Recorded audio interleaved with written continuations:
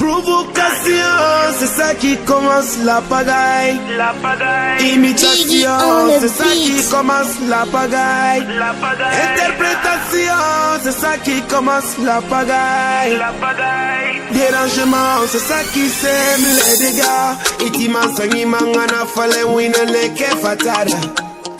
Agiri nara uno maso dibi kono mara baba. Mini degbe mkolo umpinge na mabe munka maberibu. No mara baba, no, no, no. Emi kankolo, ntana kankolo. Emi kampinga, ntana kankolo. Honorable membre du jury, cher public, mais nous ne sommes pas dans un pays anarchique où la conscience de chacun le guide sur l'insalubrité. Honorable membre du jury, dans un pays où il n'y a pas de suivi et d'évaluation sur le terrain, on ne peut pas lutter contre l'insalubrité. Et aujourd'hui, c'est le cas dans notre pays. Il y a un manque total de suivi et d'évaluation sur le terrain. Pour comprendre réellement, est-ce que les gens qui sont chargés de rendre la ville propre font leur travail? Comment ils le font? Quels sont les résultats et quelles dispositions à entreprendre pour l'améliorer? Tout cela revient à l'autorité, mais elle ne le fait pas. Honorable membre du jury, prenons l'exemple sur l'assiette, l'île Maurice, l'Australie. Si nos dirigeants, honorables membres du jury, je dis bien si nos dirigeants faisaient comme dans ces pays, on ne parlera pas d'insalubrité chez nous ici. Car dans ces pays, il y a des suivis et évaluations sur le terrain. Les dirigeants de ces pays sont responsables. Ils n'ont pas l'inconscience de la population en tête. Ils n'ont qu'une seule philosophie qui dit que dans un pays où les lois parlent, où les lois sont appliquées, aucun citoyen, je dis bien aucun citoyen, n'ira à l'encontre de ces lois. Et c'est à travers cela, nous allons dire cette citation de François Mitterrand qui dit que, je dis bien, il dit que respectueux qu'aux débatteurs, gouverner, ce n'est pas plaire. Nos dirigeants, prenez en compte les solutions que nous avons proposées. Dans l'avenir, oui, honorable membre du jury, dans le futur, la Guinée sera un pays de référence. Communiquer sur l'importance des poubelles et former des gens qui vont sensibiliser les citoyens porte à porte sur les conséquences néfastes de l'insalubrité. Utiliser le système américain, tolérance zéro en Guinée. Et là, dans ce cas, aucun citoyen n'ira à l'encontre de ses règles. Honorable membre du jury, tous les pays propres, je dis bien, tous les pays propres ont bâti leur propre identité. Et cette belle autre image de Tallinn, la capitale de l'Estonie.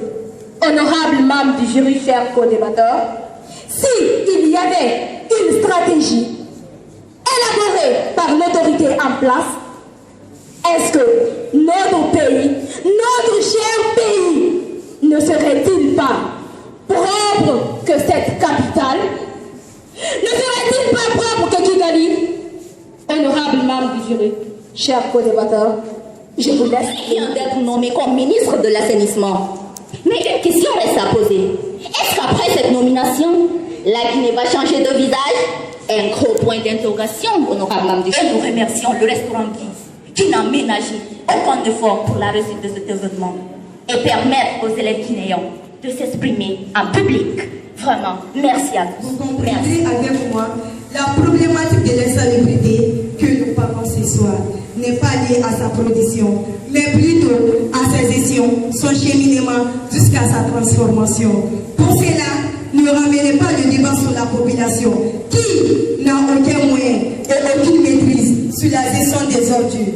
Elle peut produire, mais aménager les places pour gérer ces ordures défiant à l'État. L'État, par définition, est une nation organisée, administrée par un groupe. Vous avez défini l'État. Mais est-ce que ce n'est pas de notre était l'État organisé? Je vous dirais non. On fait de la citation d'un homme politique américain. You don't ask what your country can do for you, but what can you. L'État fait la bonne gestion des ordures. Les dépotoirs d'ordures sont toujours proches de la vie des populations. Mais nous, l'État guinéen préfère qu'on cohabite avec ces ordures. C'est le cas du dépotoir d'ordures de Dar Salam et le long des routes de Conakry.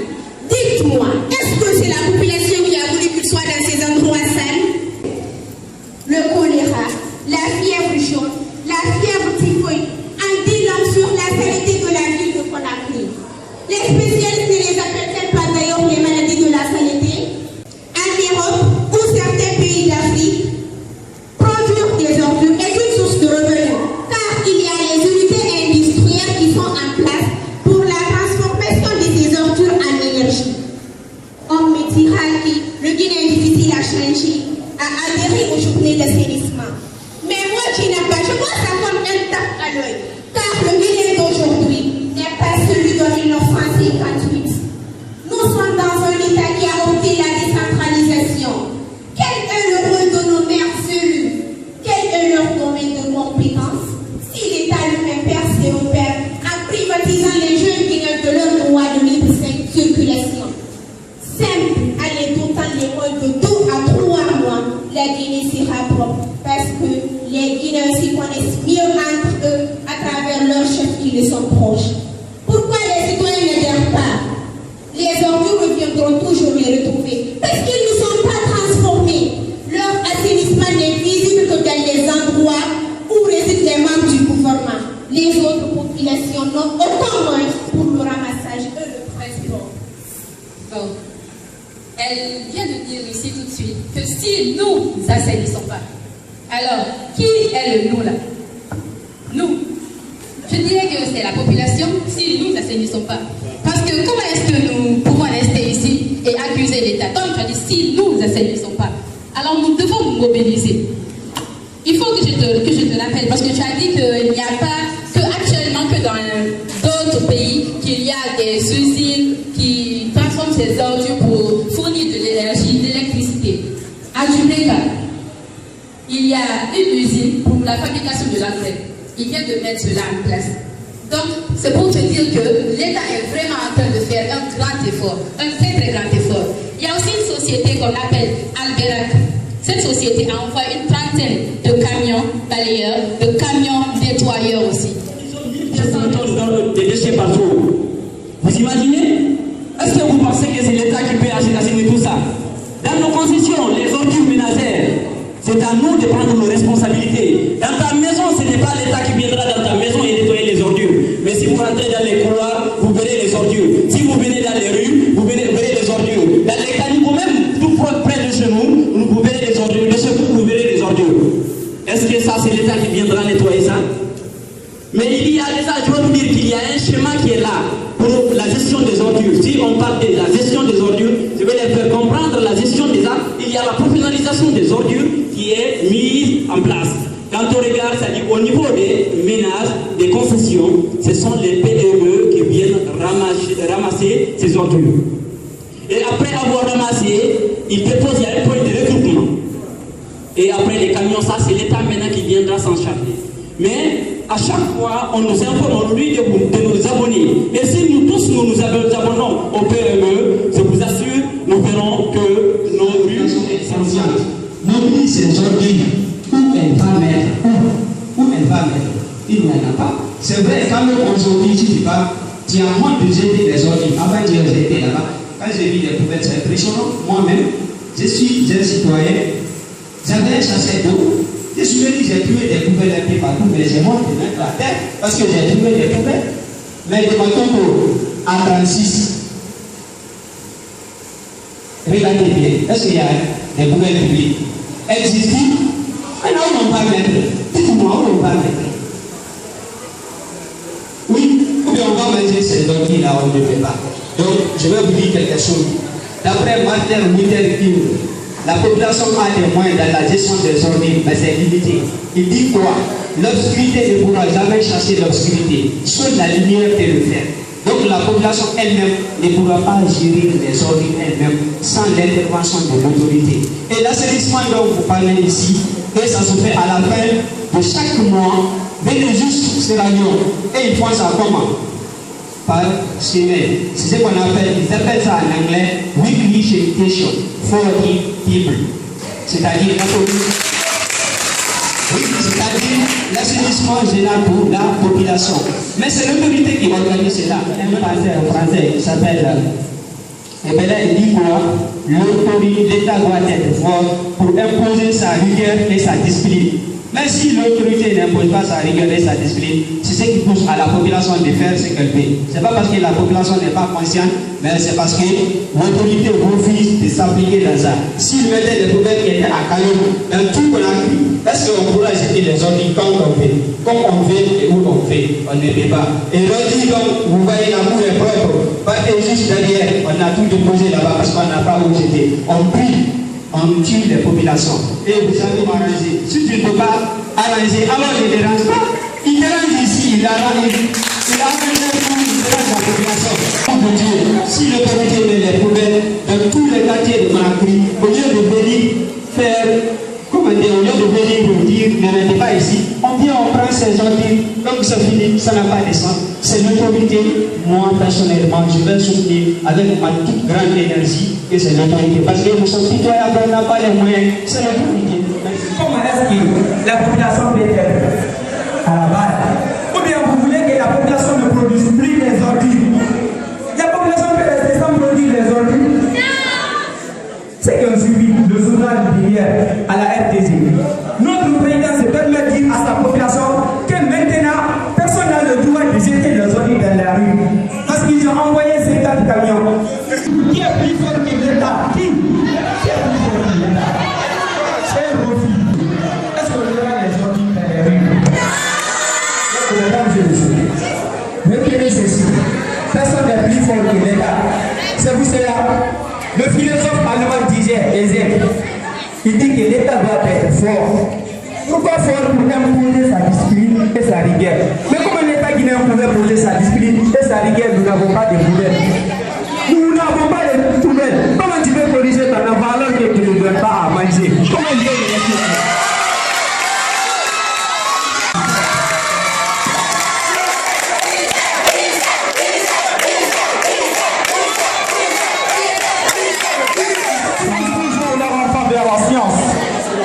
Et c'est ce qui permet aux fils des enseignants d'être des qualifications mondiales que nous voyons aujourd'hui.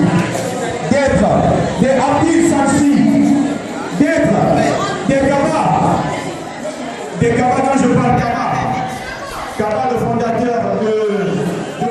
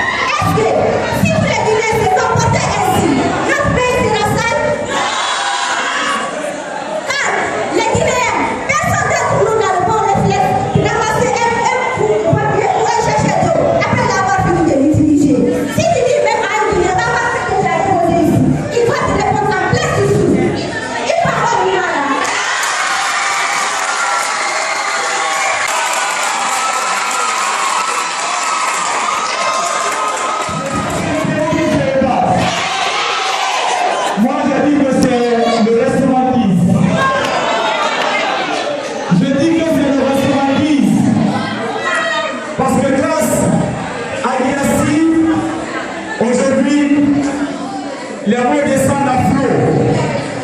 Ce qui s'endonne à tous les Guinéens qui appelaient parfois un Sékou Touré se fait revivre. Des bons discours sinistres, des bons programmes se présentent. Ce n'est que le début du commencement. Ce n'est que le début du commencement parce qu'il y a des écoles très fatales, très puissantes, qui sont dans l'instance de préparation. Mais qui sont ces écoles? Nous avons Hadja Maman Chakonde. Nous avons encore rectificatif. Est-ce que vous avez beau parler de l'État? Vous avez même pas parlé de l'État. Vous avez une fois défini l'État. Vous ne connaissez pas de la définition de l'État.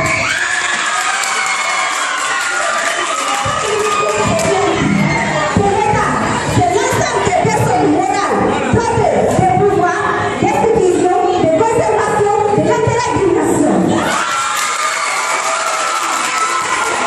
Honorable du jury, chers invités, chers co-débatteurs, ne parlez pas pour parler. Laissez-moi vous dire, l'État, c'est moi co-débatteur. C'est vous les seuls co-débatteurs. C'est vous les membres du jury. Laissez-moi vous dire, l'État, c'est l'outil. Il ne faut pas parler pour parler. Il ne faut pas participer. Donc, vous êtes là, je m'inspire encore. Qu'est-ce que la population guinéenne qui est à la base de ça nous fait un petit projet au moins. Plus de 1200 tonnes de déchets par jour. Pour une population estimée à plus de 12 millions d'habitants, à la fin du premier trimestre 2018, cette quantité a été obtenue à la hausse, c'est-à-dire jusqu'à 59 000 tonnes, contre 40 000 pour 2017. La tombée des premiers prix a relancé le débat autour du sempiternel problème de salubrité avant la vie. À cause des taxes journalières payées par les autorités des marchés, la faiblesse de la population. Arrêtez sur la chaussée, sur la voie publique, dans des paniveaux, la peau de banane, le sachet d'eau, les mouchoirs que l'on vient d'utiliser. Ensuite, les riches sont jetés de l'utilisation à milieu. Toutes les acteurs sont occupés des commerces. Le comble est que, lorsque ces commerçants décident de rentrer chez eux, aucun d'entre eux ne songe à appeler ou à en disposer convenablement de ces ordures. Généralement, ces ordures sont déversées dans la voie publique, dans des caniveaux, ou carrément dans la bouche d'égout, parce que comme ces bateaux disposent de couverts. Alors, mes bons débatteurs, si vous dites que c'est l'État qui est à l'origine de cet état de fait, je m'explique. laissez cet homme dans la rue. Est-ce que c'est lui qui fait ça? Quelqu'un qui fait ça avec une bonne moralité. Est-ce que cette personne-là, s'il est flexible, il doit mettre des ordures militaires à la tombée des premières pluies? Dites que mon système éducatif est mal géré par ce éminent professeur qui, pour soulever son petit doigt, pour dire que si ce système éducatif est piétiné par ce professeur Wilson, qui ont été une fois utilisés par ce gouvernement, par cette population. Moi, je dirais tout simplement que je suis indigne. C'est parce que ces professeurs-là ont dans leur berceau ces étudiants, ces élèves. Parce que ces élèves expriment la couleur que ressentent ces professeurs. Ces élèves expriment l'expérience que transmettent ces professeurs. Et il y a une transmission qui les indigne. On peut ramasser ça une journée. Et il dit, ce n'est même pas une journée. Et puis c'est 5 heures à partir de 6h jusqu'à 11h. Comment vous pouvez dire que l'État fait quelque chose pour sa population ou les autres? Et mademoiselle vient de nous dire encore que la population jette les ordures un peu partout en demandant on dit, j'ai bien fait. Est-ce qu'il va avoir? Est-ce que cette population peut jeter les ordures dans les cadres des militaires? Quelle est cette population qui ose aujourd'hui de jeter les ordures dans les cadres des militaires? Ou dans la cour d'un sans côté? Qui va faire? Je vous dirai quelque chose. Retenez ceci. Tout ce que vous faites, c'est parce que le gouvernement vous a laissé faire ce que vous voulez. Sinon, vous n'allez pas faire ce que vous voulez. Oui. Vous êtes tous des candidats, une sélection de candidats pour passer les bacs. Pourquoi ne sont pas allés directement à l'université sans passer par le bac? Ce que je veux vous dire, ce qui concerne sur l'instabilité à l'idée.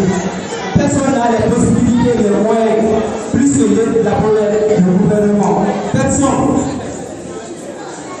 Vous qui êtes là, les autres que vous dites oui, vous mettez un peu partout.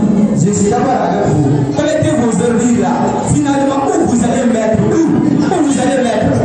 Quand vous mettez vos ordures, où vous allez mettre? Alors, mes chers amis, dites que j'invite. Pour finaliser, je vous dirai tout simplement, personne ne peut mettre fin à l'instabilité administrative si ce n'est pas l'État. Parce que c'est l'État qui a tous les moyens pour nous aider et pour nous conscientiser et pour nous mettre sur la bonne voie.